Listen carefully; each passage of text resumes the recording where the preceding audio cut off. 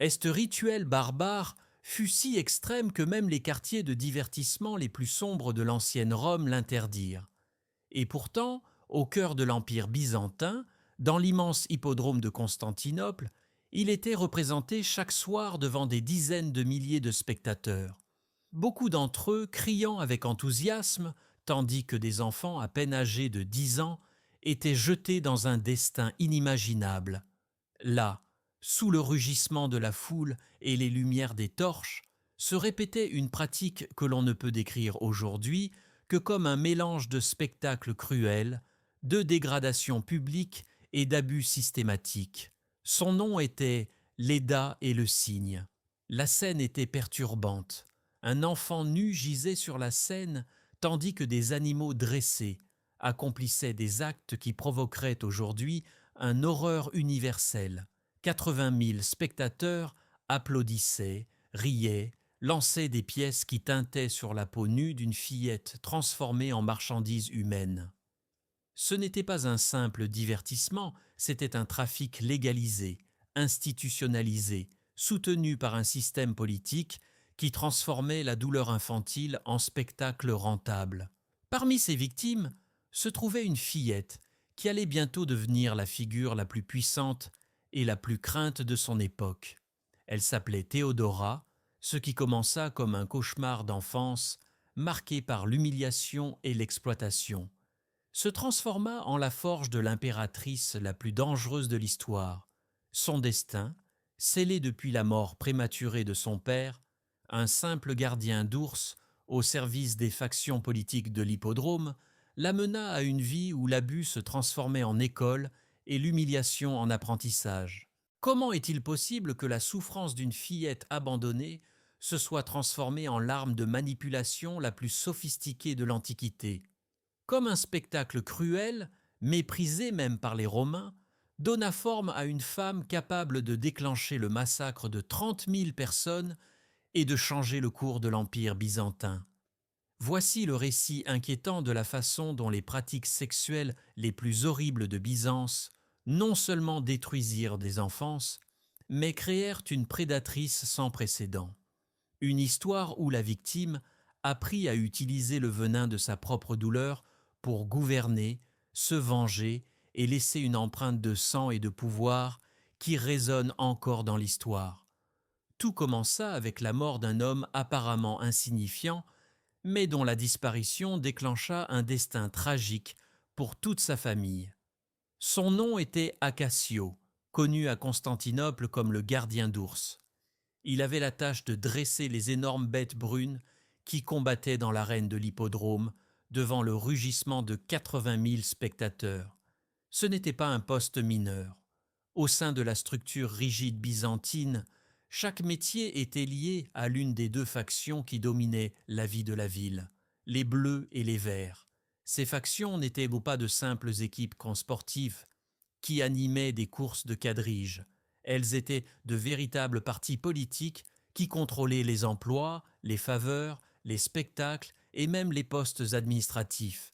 Chaque citoyen appartenait à l'une d'elles et cette affiliation déterminait le cours entier de son existence.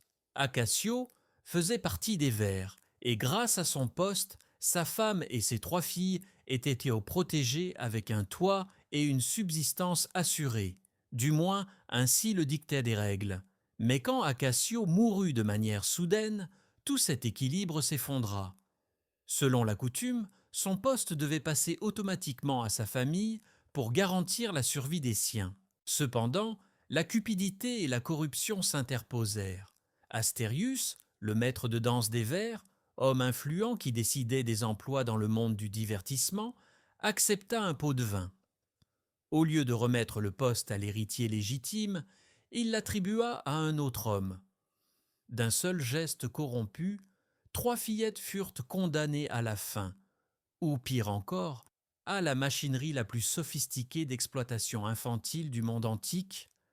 La mère de Théodora, veuve et désespérée, se trouva face à un choix impossible, voir mourir de faim ses filles ou les livrer à un système brutal qui transformait l'innocence en marchandise. Elle choisit de survivre, bien que le prix fût inimaginable. Ce qui suivit fut un spectacle d'humiliation calculée. La femme habilla ses trois petites avec des guirlandes de suppliantes, des couronnes de laurier qui symbolisaient la supplication et l'abandon, et les conduisit jusqu'au centre de l'hippodrome. Là, devant des dizaines de milliers de spectateurs, elle offrit ses filles comme si elles étaient des objets de compassion, les présentant au public et implorant la pitié. Mais tous comprenaient le message. Ces fillettes étaient disponibles pour les desseins les plus sombres du divertissement byzantin. Les Verts, responsables directs de la misfortune, leur tournèrent le dos avec une froideur absolue. En revanche, les Bleus, la faction rivale, eurent pitié et accordèrent un petit poste au nouveau beau-père. Ce fut à cet instant que se scella la mémoire de Théodora. Jamais elle n'oublierait qui l'avait trahie et qui avait montré un soupçon de miséricorde. Des années plus tard, ce souvenir guiderait sa vengeance avec une précision implacable. À 10 ans, Théodora faisait déjà partie d'un engrenage dépravé qui s'étendait au-delà de l'imaginable. Le spectacle le plus connu qu'elle devait représenter était celui appelé l'Eda et le cygne, inspiré d'un mythe grec, mais transformé en cauchemar. Nue sur la scène, elle devait rester immobile tandis que des oies dressées picoraient des graines éparpillées sur sa peau, pendant qu'une multitude d'hommes enragés applaudissaient et lançaient des pièces sur son corps enfantin. C'était une scène qui serait reconnue aujourd'hui dans n'importe quel système légal moderne comme un abus organisé et systématique de mineurs. Mais pour Byzance du VIe siècle, cela n'était pas un crime, mais un divertissement légalisé. La loi elle-même déclarait que toute actrice ou artiste de l'hippodrome équivalait à une prostituée. La soumission physique n'était pas seulement attendue, elle était une obligation imposée par la réglementation.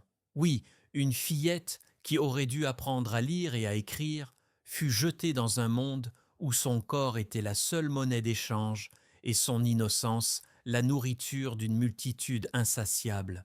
Ce qui distinguait Théodora de tant d'autres victimes fut sa manière d'affronter la tragédie. Tandis que beaucoup de fillettes se brisaient sous la pression insupportable, elle observait et apprenait. Elle découvrit que la douleur pouvait se transformer en arme, que l'humiliation lui révélait des faiblesses cachées chez les hommes qui l'utilisaient, que chaque spectacle n'était pas seulement une dégradation, mais aussi une leçon magistrale sur la psychologie humaine. Ainsi, l'enfance de Théodora, marquée par la trahison et la corruption, ne la détruisit pas, mais la transforma en quelqu'un capable de convertir l'exploitation en connaissance. Et cet apprentissage pervers serait le fondement de la femme qui allait bientôt terroriser l'Empire. À 10 ans, la vie de Théodora ne ressemblait plus en rien à celle d'une fillette ordinaire. Ce qui aurait dû être une enfance entre jeu et apprentissage basique se transforma en un scénario de terreur quotidienne. Chaque soir, elle devait monter sur la scène de l'hippodrome et représenter cet acte macabre connu sous le nom de l'Eda et le cygne. Là, sous l'éclat des torches et le regard de milliers d'yeux, elle se dénudait complètement et s'allongeait sur le sable. Puis, des oies entraînées commençaient à picorer les graines d'orge éparpillées sur sa peau. Le public, composé de sénateurs, de marchands et de citoyens avides de morbidité, répondait par des applaudissements assourdissants et par des pluies de pièces qui tombaient comme des projectiles brillants sur son corps fragile. Pour la foule, cela était un divertissement, un spectacle curieux qui mélangeait érotisme, cruauté et excentricité. Pour Théodora, en revanche, c'était le début d'un apprentissage brutal. Bientôt, elle comprit que ce show grotesque n'était qu'un prélude. Le pire arrivait toujours après, dans les couloirs cachés de l'hippodrome, où les mêmes hommes qui avaient lancé des pièces exigeaient des services intimes. La loi byzantine était claire et cruelle. Toute femme qui jouait sur une scène était considérée automatiquement comme prostituée. Cela signifiait que, pour Théodora, l'abus n'était pas seulement attendu, mais aussi imposé et légitimé. L'impact psychologique fut dévastateur. Une fillette de son âge aurait dû apprendre à lire, à écrire ou à réciter des poèmes simples. Au lieu de cela, elle découvrait comment les désirs charnels pouvait transformer les hommes les plus puissants en créatures pathétiques, capables de se traîner pour quelques minutes de plaisir, ce qui pour d'autres signifiait douleur. Pour elle, cela se transforma en connaissance. Elle commença à enregistrer mentalement chaque geste, chaque regard, chaque faiblesse que les hommes laissaient échapper dans les moments d'intimité. L'hippodrome se transforma en son université. Chaque représentation était une leçon magistrale en psychologie humaine. Elle observait comment les sénateurs qui dictaient des lois pendant la journée perdaient toute dignité dans la pénombre des chambres privées. Elle étudiait comment les marchands qui contrôlaient des caravanes entières devenaient désespérés et misérables quand il s'agissait de satisfaire leurs fantasmes. Peu à peu, elle comprit que le pouvoir ne résidait pas uniquement dans l'argent ou la politique, mais dans la capacité de manipuler ses faiblesses intimes. Tandis que d'autres fillettes s'enfonçaient dans le désespoir, Théodora développait un esprit analytique, froid et observateur. Elle était capable de détecter rapidement quelles paroles elle pouvait utiliser pour exciter un homme, quels gestes elle devait répéter pour le faire se sentir spécial, quel silence était plus perturbant que 1000 phrases. Il ne s'agissait pas de plaisir, mais de contrôle. Elle apprenait à maîtriser l'art d'inverser la relation de victime soumise et d'observatrice calculatrice. Les années entre 10 et 16 ans marquèrent la métamorphose de Théodora. Elle devint l'interprète la plus demandée de l'hippodrome, non seulement pour son corps jeune, mais pour son intelligence subtile. Les mêmes hommes qui avaient jeté des pièces sur sa nudité quand elle n'était qu'une fillette payèrent des sommes de plus en plus élevées pour la voir en privé. Ils croyaient acheter le corps d'une actrice dégradée, mais en réalité, ils nourrissaient l'esprit d'une stratège en formation. Sans s'en rendre compte, ils forgeaient celle qui serait leur bourreau. Cette période de 6 ans fut sans doute une école d'exploitation. Chaque humiliation subie se transforma en une pièce d'information. Chaque abus reçu se transforma en une donnée sur la façon dont les hommes de pouvoir pouvaient être réduits à des êtres fragiles. Théodora apprit que le désir était la faille la plus dangereuse dans l'armure des puissants, et que, bien utilisé, il pouvait devenir une arme plus létale qu'une armée. Quand elle atteignit 16 ans, elle n'était plus une fillette, mais une jeune femme marquée par la barbarie, mais aussi armée d'une connaissance que personne d'autre ne possédait. Elle avait survécu là où d'autres périssaient, elle avait appris là où d'autres ne faisaient que souffrir, et elle était prête à franchir l'étape suivante, cesser d'être une victime passive et commencer à devenir une prédatrice. Le chapitre suivant dans la vie de Théodora commença par une offre qui semblait à première vue un sauvetage. Écébolus, gouverneur syrien de Libye et l'un des hommes les plus puissants de l'Empire, avait voyagé à Constantinople en quête de spectacles et de plaisir. Quand il la vit à l'hippodrome, il ne se contenta pas d'une nuit. Il voulut la posséder complètement. Il lui proposa de devenir sa concubine personnelle. Pour une jeune femme qui avait passé 6 ans à être exploitée par des multitudes, cela semblait l'occasion d'échapper au cercle infernal. Ainsi, à peine âgée de 16 ans, Théodora accepta et fut transférée au luxueux palais du gouverneur en Afrique du Nord. Pendant 4 ans, elle vécut parmi les marbres, les soies et les banquets. Mais Théodora ne se laissa pas endormir par le confort. Elle comprit que ce nouveau décor était en réalité la continuation de son apprentissage. Si l'hippodrome avait été sa première école, le palais des Sébolus était son académie supérieure. Chaque rencontre intime avec le gouverneur se transformait en une leçon de psychologie appliquée. Elle découvrit quel désir le faisait rougir de honte, quel fantasme le faisait perdre le contrôle, quelle carence émotionnelle le réduisait à un homme désespéré. Elle analysa comment même quelqu'un qui gouvernait des provinces et commandait des armées pouvait devenir fragile quand il se sentait dépendant de son corps. Il croyait avoir une esclave sexuelle sous son emprise, mais en vérité, il formait, sans le savoir, la femme qui un jour défierait tout un empire. Théodora apprit que le vrai pouvoir n'était pas de posséder des richesses ni des armées, mais de contrôler les désirs les plus intimes de ceux qui les avaient. Cependant, elle commit une erreur. Elle commença à influencer directement les décisions politiques de son protecteur. Quand le gouverneur découvrit que ses politiques étaient bêtes manipulées par les charmes de sa concubine, la fureur se déchaîna. Une nuit, entre insultes et cris, Écébólus l'expulsa du palais, jeta ses affaires sur le sable brûlant du désert libyen et la laissa abandonnée sous un soleil implacable. Après 4 ans de luxe, Théodora se retrouvait à nouveau au bord de l'abîme, seule et humiliée. Mais loin de la détruire, cette trahison devint sa plus grande leçon. Elle apprit que le pouvoir accordé par un seul homme pouvait s'évaporer d'un moment à l'autre, et que la seule façon de survivre était de forger un contrôle propre, indépendant et inébranlable. Le voyage de retour vers Constantinople fut une odyssée de résistance. Pour payer sa traversée, Théodora vendit son corps sur des bateaux marchands qui traversèrent la Méditerranée. Cependant, elle n'était plus la fillette sans défense d'autrefois. Chaque rencontre était une occasion de perfectionner son arsenal psychologique. Elle conversait avec les marchands et obtenait des secrets de leurs affaires qu'elle utilisait ensuite à son propre avantage. Elle conquérait la confiance des capitaines et découvrait des routes de contrebande, notant dans sa mémoire des données qui pourraient servir à l'avenir.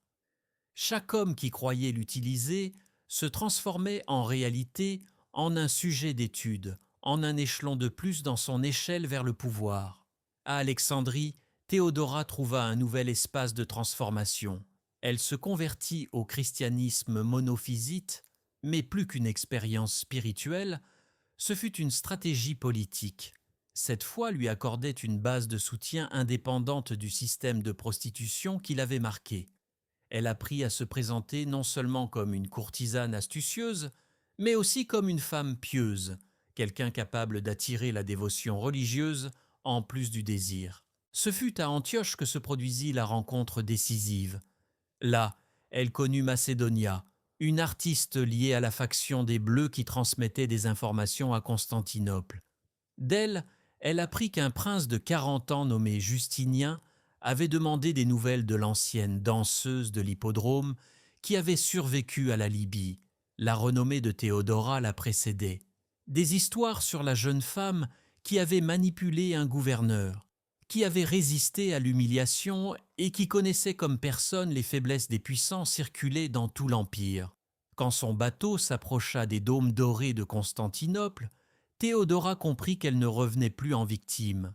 Les années d'exploitation l'avaient transformée en une prédatrice patiente et calculatrice. La fillette nue sur le sable avait disparu. À sa place revenait une femme armée d'une connaissance létale. Comment détruire les hommes de l'intérieur de leurs désirs? C'était l'année 522 après Jésus-Christ, quand Théodora, à peine âgée de 20 ans, revint à Constantinople, la ville qu'il avait autrefois vue humiliée comme une fillette à l'hippodrome. Maintenant, elle la contemplait transformée en une femme consciente de son pouvoir. Elle avait survécu à ce qui aurait détruit n'importe qui d'autre et revenait armée d'une connaissance aussi sombre qu'efficace. Elle savait comment les désirs pouvaient manipuler les volontés, comment le plaisir pouvait vaincre la raison, et comment la dépendance émotionnelle était plus forte que n'importe quelle loi. Lors d'une des réceptions privées de la cour, le prince Justinien la vit pour la première fois. Il avait 40 ans et était l'héritier d'un empire qui vacillait entre intrigues politiques et tensions sociales. Pour lui, Théodora n'était au début qu'une ancienne interprète de l'hippodrome. Il ne savait pas qu'il se trouvait face à une femme qui avait passé plus d'une décennie à perfectionner l'art de la manipulation intime. La séduction commença immédiatement, mais ce n'était pas une attraction ordinaire. C'était un champ de bataille silencieux où Théodora appliquait chaque technique apprise pendant des années de dégradation. Elle analysa Justinien avec la même froideur qu'elle avait observée chez les sénateurs et les marchands. Elle découvrit bientôt sa faiblesse pour les conversations intelligentes dans les moments d'intimité, une ressource qu'elle avait pratiquée avec les marchands sur les bateaux de la Méditerranée. Elle détecta aussi son besoin de se sentir compris émotionnellement, un trait qu'elle avait observé chez Écébólus, ce gouverneur libyen qu'elle avait rendu dépendant de son attention. Rien de ce qu'elle appliquait n'était improvisé. Chaque geste, chaque mot Chaque silence était calculé pour accroître son obsession. Justinien tomba rapidement sous son charme. Pour lui, Théodora n'était pas seulement une femme désirable, mais un énigme qui lui offrait autant d'intellect que de sensualité, autant de tendresse que de mystère. Il croyait choisir la femme de sa vie, mais en réalité, c'était lui qui était programmé pour dépendre d'elle. Quand Justinien exprima son intention d'épouser Théodora, la cour explosa en scandale. Les sénateurs ne pouvaient y croire. L'héritier de l'Empire byzantin, futur empereur, prétendait unir sa vie à une femme qui avait joué nue devant des multitudes, qui avait participé à des spectacles dégradants, considérés par la loi comme prostituées.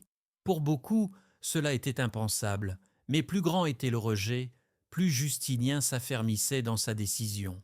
L'obsession le consumait, et sa volonté de l'avoir à ses côtés surpassait toute considération politique. Le plus grand obstacle, cependant, ne fut pas le Sénat, mais l'impératrice régnante elle-même, Euphémie, épouse de l'empereur Justin. Euphémie connaissait bien la valeur de la dignité personnelle, car elle-même avait été esclave avant d'accéder au sommet du pouvoir. Elle reconnut en Théodora un danger que les autres refusaient de voir. « J'ai accédé au pouvoir depuis l'esclavage », dit-elle devant la cour, « mais je n'ai jamais été prostituée. » Sa phrase fut comme une accusation directe, un rejet frontal à la possibilité que Théodora entre dans le cercle impérial. Pendant des mois, Euphémie bloqua toute initiative légale qui pourrait permettre le mariage. Elle lui interdit d'assister à des événements officiels et manœuvra pour la maintenir éloignée de toute influence. Puis, en l'année 523, l'impensable se produisit. Euphémie mourut soudainement dans son lit. Il n'y eut aucun signe préalable de maladie, ni de témoins qui puissent expliquer cette mort. Pour beaucoup, ce fut une coïncidence, pour d'autres, l'application silencieuse des connaissances que Théodora avait acquises dans sa jeunesse. Parmi les prostituées survivantes de l'hippodrome, circulaient des secrets sur des herbes qui endormaient, des poisons qui ne laissaient aucune trace, des méthodes qui simulaient des morts naturelles. Personne ne put rien prouver, mais le soupçon resta marqué pour toujours. La mort d'Euphémie ouvrit la voie. L'empereur Justin, oncle de Justinien, promulgua immédiatement une loi spécifique qui permettait aux hommes de la noblesse d'épouser des actrices. La mesure semblait rédigée avec nom et prénom, Théodora. En l'année 525, dans la basilique de Sainte-Sophie, le mariage fut célébré. Le même lieu où autrefois elle avait été signalée comme paria. Maintenant, il la recevait avec les honneurs d'impératrice. Chaque pas qu'elle fit vers l'autel fut un acte théâtral chargé de symbolisme. Elle n'était plus la fillette nue sur le sable de l'hippodrome, mais la femme qui portait la pourpre impériale. Mais en essence, la représentation était la même, un spectacle calculé pour démontrer qu'elle avait vaincu. Elle avait transformé l'exploitation en triomphe, l'humiliation en pouvoir. Ce mariage ne représentait pas seulement l'amour d'un homme pour une femme, c'était l'institutionnalisation de la manipulation intime comme outil politique. L'Empire était sur le point d'être gouverné par un couple uni, non seulement par l'ambition, mais par la dépendance obsessive d'un empereur envers la femme qui le contrôlait. Le mariage de Théodora avec Justinien ne fut pas reçu avec sérénité. Pour beaucoup, il était intolérable qu'une femme qui avait été interprète à l'hippodrome, désignée par les lois comme prostituée, partage maintenant le trône de l'Empire. Cette tension latente explosa en l'année 532 après Jésus-Christ dans l'un des épisodes les plus sanglants de l'histoire byzantine, la rébellion de Nika. Le climat politique était déjà instable. L'Empire souffrait de hauts impôts, de corruption et d'une population de plus en plus lasse de l'ostentation palatiale. En janvier de cette année, une révolte commença dans les rues, alimentée par un fait inédit. Les deux factions ennemies de l'hippodrome, bleu et vert, s'unirent donc sous un même cri. Le mot Nika, qui signifiait vaincre, résonnait comme un tonnerre à Constantinople. Mais leur objectif n'était pas uniquement de protester contre les politiques du gouvernement.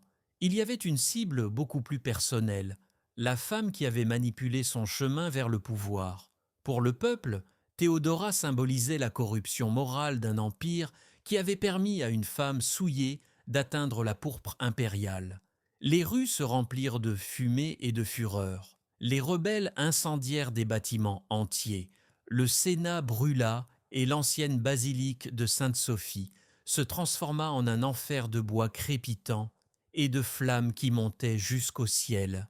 Les cris de vengeance se mélangeaient à l'odeur métallique du sang versé à chaque coin de rue. Constantinople, le joyau de l'Empire, se transforma en un champ de bataille. Justinien lui-même, acculé au palais, s'effondra devant l'ampleur de la crise. Ses conseillers les plus proches, terrifiés par la violence déchaînée, l'implorèrent de fuir. Le trésor impérial était déjà chargé sur des bateaux prêts à partir, et l'idée d'abandonner la capitale semblait la seule issue. Mais il n'avait pas compté sur la voie qui changerait le cours de l'histoire. Au milieu de ce conseil désespéré, Théodora se leva, vêtue de tunique de soie pourpre. Son regard brûlait comme un feu ancien. Elle parla calmement, mais chaque mot traversa la salle comme une épée. « Ce n'est pas le moment de fuir, même si cela signifie sauver sa vie, » proclama-t-elle. Et puis, avec un geste solennel, elle prononça la phrase qui passerait à la postérité. « La pourpre est un bon suaire. » Le silence qui suivit fut absolu. Ce qui pour les autres était peur, pour elle était opportunité. Elle avait appris depuis l'enfance à affronter des multitudes hostiles, à dominer le chaos des cris et des regards. À cet instant, elle utilisa la même psychologie qu'elle avait perfectionnée à l'hippodrome. Transformer la fureur de la masse en spectacle et le spectacle en arme. Maintenant, au lieu d'être victime de la foule, elle était celle qui déciderait du destin de milliers. Justinien, hypnotisé par la détermination de son épouse, prit la décision définitive. Il ne fuirait pas. Il ordonna à ses généraux, Bélisère et Mundus, d'enfermer les rebelles au même endroit où tout avait commencé, l'hippodrome. Le plan était aussi simple que brutal. Plus de 100 000 personnes remplissaient l'arène, convaincues qu'elles célébraient la victoire de leur rébellion. Elles avaient proclamé Hypatios, neveu de l'ancien empereur Anastase, comme nouveau souverain. L'atmosphère était de jubilation, mais c'était la jubilation des condamnés. Soudain, les sorties furent fermées avec des grilles de fer. Les troupes impériales se déployèrent autour du stade. Ce qui suivit fut un carnage méthodique. Les soldats avancèrent par les gradins et l'arène avec des épées et des lances, tuant sans distinction de sexe ni d'âge. Le rugissement de célébration se transforma en un clameur de terreur. Les pierres de l'hippodrome, qui autrefois avaient vibré avec les applaudissements de spectacles obscènes, absorbaient maintenant les cris déchirants d'un peuple entier. La reine, qui avait reçu les larmes de Théodora enfant, se teignit de sang en quantité inimaginable. Quand la nuit tomba, un silence sépulcral régnait. Plus de 30 000 corps gisaient entassés au même endroit où des décennies plus tôt, elle avait été exhibée comme victime. L'ironie était aussi macabre que parfaite. Le lieu qui avait symbolisé son humiliation se transforma en le théâtre de sa vengeance. À partir de ce jour, personne ne douta plus de l'autorité de Théodora. Le massacre de Nika non seulement assura le trône de Justinien, mais consolida le pouvoir d'une femme qui avait appris à transformer la douleur en arme et l'humiliation en domination. Le peuple tremblait en entendant son nom, car il savait que derrière son regard se cachait la mémoire de chaque offense subie et la volonté de la rendre multipliée. Après le massacre de l'hippodrome, Théodora ne fut pas seulement rappelée comme l'épouse de l'empereur qui refusa de fuir. Aux yeux du peuple et de la cour, elle devint la femme la plus crainte de Byzance. Le massacre avait démontré qu'elle était capable de décider du destin de dizaines de milliers de personnes d'un seul regard. Mais ce qui suivit montra que son vrai pouvoir ne résidait pas dans les armées, mais dans sa capacité à gouverner depuis les ombres. Tandis que Justinien présidait des audiences dans les grands salons du palais, entouré de sénateurs et d'ambassadeurs, Théodora tissait son véritable réseau de pouvoir dans les appartements privés. Là, dans des chambres discrètes et des couloirs dans la pénombre, elle opérait un système que l'on pourrait appeler aujourd'hui une agence de renseignement en avance sur son temps. Elle utilisait des eunuques, des servantes de confiance et des femmes de la cour pour recueillir des confessions, des rumeurs et des secrets. Rien n'échappait à son contrôle. Qui couchait avec qui? Quel sénateur cachait des inclinations honteuses? Quel évêque maintenait une correspondance suspecte avec des ennemis de l'Empire? Le protocole qu'elle instaura scandalisa beaucoup. Elle exigeait que quiconque se présentait devant les empereurs se prosterne et baise non seulement les pieds de Justinien, mais aussi les siens. Ce n'était pas de la révérence, c'était de la domination. C'était l'humiliation publique des hommes les plus puissants, inversée avec la même précision qu'elle avait été humiliée dans son enfance. Avec ce réseau d'informations, elle commença une série de vengeances politiques qui marquèrent au fer rouge le règne. La première grande victime fut le pape Silvère. En l'année 537, le pontife s'était refusé à restaurer un évêque allié de la foi monophysite que Théodora défendait avec passion.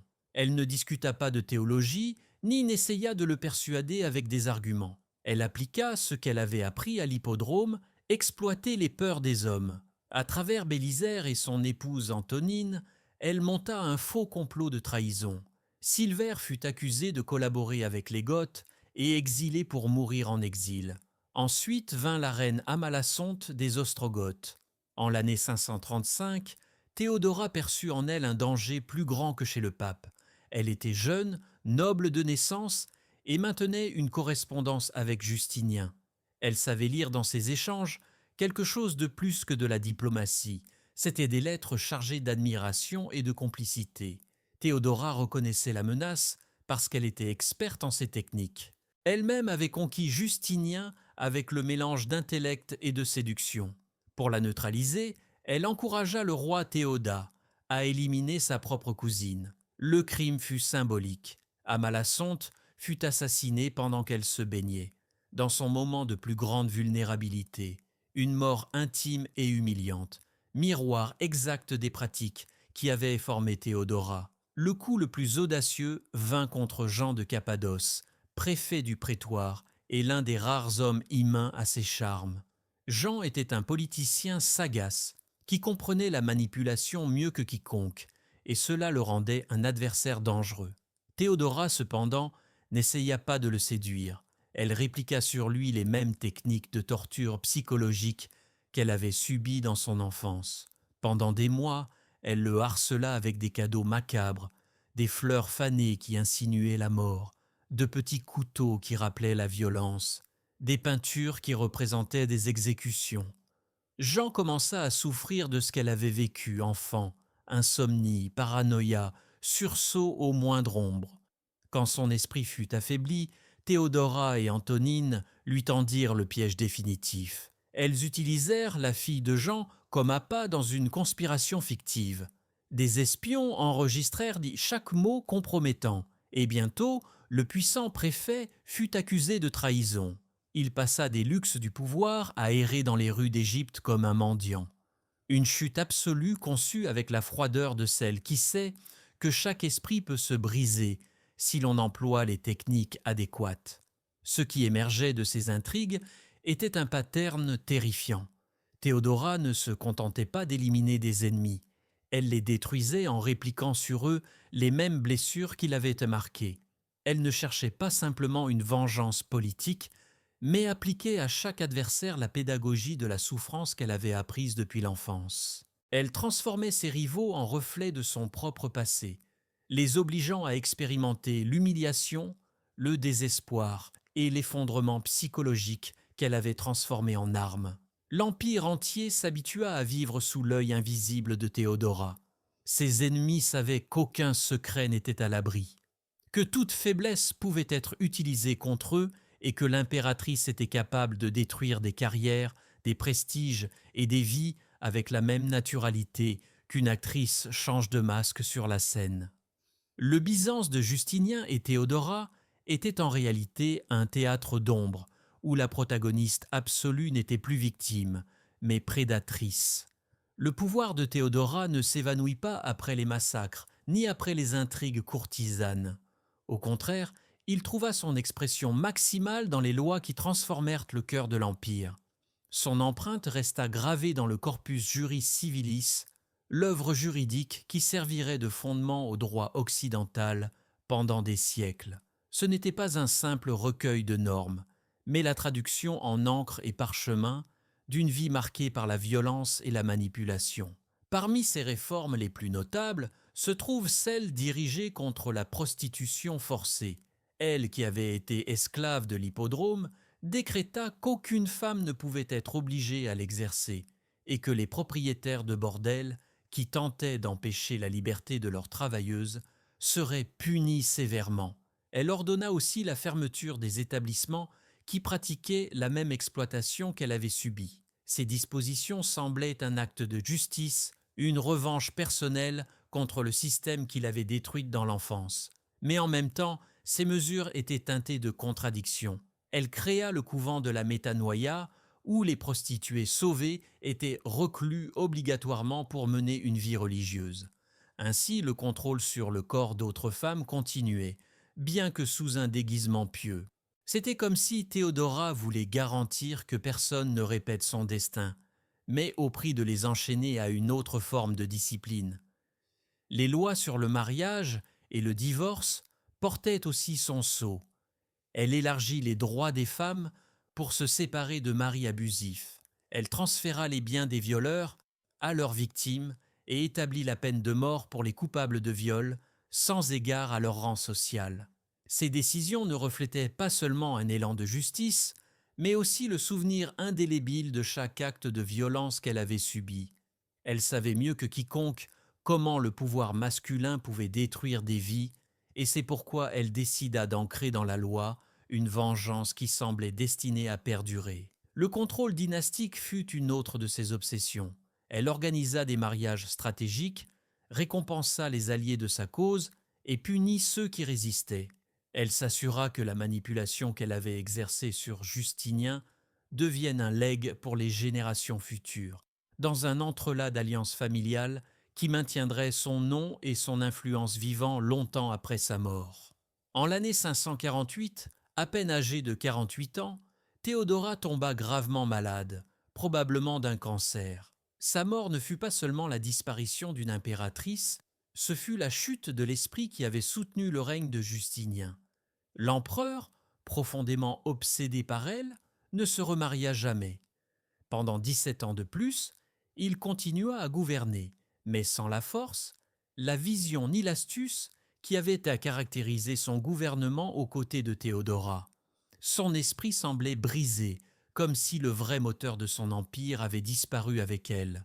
Les chroniques racontent qu'après sa mort, à peine surgirent des lois significatives, comme si le génie législateur avait toujours été chez la femme qui l'accompagnait. Le vide était si évident que même la mémoire des adversaires reconnut que Théodora avait été beaucoup plus que l'épouse d'un empereur. Elle avait été l'âme cachée de Byzance. Les représentations artistiques confirmèrent aussi son ambition d'éternité. Dans les mosaïques de Sainte Vitale à Ravenne, elle apparaît représentée plus grande que les autres personnages, avec un manteau brodé qui montre les 3 rois mages portant des cadeaux au Christ. Elle se plaça elle-même dans l'iconographie comme égale à la royauté biblique, réclamant une place non seulement dans l'histoire politique, mais aussi dans la spirituelle. Aujourd'hui, les touristes parcourent l'hippodrome où une fillette de 10 ans fut exhibée comme un jouet pour la foule et où, des années plus tard, fut ordonné le massacre de 30 000 rebelles. Ce contraste résume sa vie, de victime humiliée à impératrice impitoyable, d'objet d'exploitation à prédatrice absolue. Son histoire pose une question inquiétante. Théodora fut-elle une héroïne qui utilisa sa douleur pour changer les lois et protéger d'autres femmes? Ou fut-elle une vengeresse qui transforma l'humiliation en un pouvoir cruel et sanglant? Peut-être fut-elle les deux à la fois, car ce qui est certain, c'est que les pratiques barbares qui auraient dû la détruire créèrent, au contraire, la femme la plus dangereuse et fascinante de l'histoire byzantine. Monsieur